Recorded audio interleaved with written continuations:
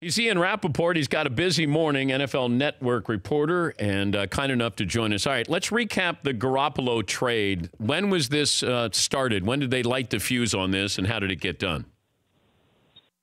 Yesterday morning. I mean, this is one where, the Patriots have been adamant really since forever, since last offseason, that they did not want to trade Jimmy Garoppolo. They never took him off the table. They never said we're not considering offers.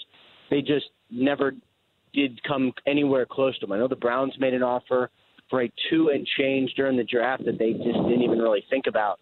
But then yesterday, when the 49ers called, there were a couple of reasons to consider this one. First of all, they already got about 8 games out of Garoppolo. That's 8 games of insurance for Tom Brady, who they basically now realize is going to play into his 40s, deep into his 40s. And that confidence really helped them make this trade. So I think that was one thing. And then, you get a second-round pick back. It's probably going to be a 33 or 34 in exchange for a quarterback who's played 2 games. I feel like for both sides, it's a pretty good deal. Yeah, but I wondered if they turn around and use that second-round pick today and try to get some defensive help, because I don't know the Patriots, even with Tom Brady, can win the Super Bowl this year with that defense. Your thoughts? They are looking for some defensive help. That is true. My understanding is it hasn't reached the point where they're looking for someone who would cost them a second rounder. Like, I think it'd be more like kind of late 5th, 6th type guys. I would expect some defensive line depth if they can do it. I haven't gotten the sense they're really looking to add like blockbuster guys. But they definitely are trying to add some defensive help, no doubt about it. Did we overrate or overvalue Jimmy Garoppolo? Because it feels like the Patriots didn't get anything great in return, and maybe that it felt like Garoppolo had played himself into maybe the value of a first-round pick. Why was he not a first-round pick talent? Well, there's a couple of reasons. First of all, he only played 2 games. He was supposed to play 4 and got injured. So what everyone is going off of is preseason, which we've seen people thrive in the preseason, and obviously not so much during the regular season. I mean, he only played 2 games.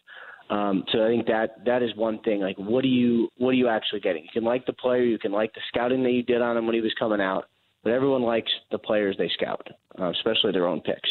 So you don't really know. There is that uncertainty. The other thing is he's going to get a contract extension at some point. So when you trade for a player who has yet to have an extension, then you don't get as much for him, because the team knows, all right, well, we're trading for him, and then we're going to give X amount of dollars to him in a contract extension. So it always significantly brings the price down. And look, I mean, the Patriots, probably could have had a better offer for Cleveland, but they chose to make this move really at the last possible time they could have gotten anything legitimate for him, and they didn't want to franchise him in the offseason. I know that. Does Belichick have a problem with dealing with the Browns? I know that they traded Collins there, but is there anything left over, any residue from Belichick and his dealings in his stay in Cleveland? I'm sure. Yeah. I mean, I don't think he's going to be dressing his grandchild in Jets gear, and I don't think he'll be dressing his grandchild in Browns gear. So, I mean, is he going to hope the Browns win every week and go 16-0? I'm just going to guess probably not. But the Patriots, in a lot of ways, don't care. They only do what is best for them. So them not taking the Browns deal this past offseason wasn't about the Browns. It was about that was their insurance in case Tom Brady wasn't able to do it. I mean, no one foresaw Peyton Manning falling off a cliff like he did in the last year. So whenever Tom Brady goes the wrong way, it's going to be a surprise to everyone, because a quarterback is great until he isn't. Tony Romo knew that. I think he knew which direction he was going and decided to hang it up. So the Patriots didn't do the Browns deal, I believe, so they could get a half a year of insurance out of Jimmy Garoppolo, and I think that was worth it. He's Ian Rapoport, NFL Network insider. The Eagles got Jay Ajayi. Tell us about that deal. Yeah, and there's definitely been some frustration with Adam Gase and several of his offensive players over the last couple of weeks. Ajayi in particular, I know they didn't really see eye to eye, and I'm not surprised he's gone. It's still a blockbuster trade. I think for the Eagles, they get a very, very good franchise running back who's going to split carries with LeGarrette Blount and probably going to be the main guy next year. And for the Dolphins, they get a fresh start.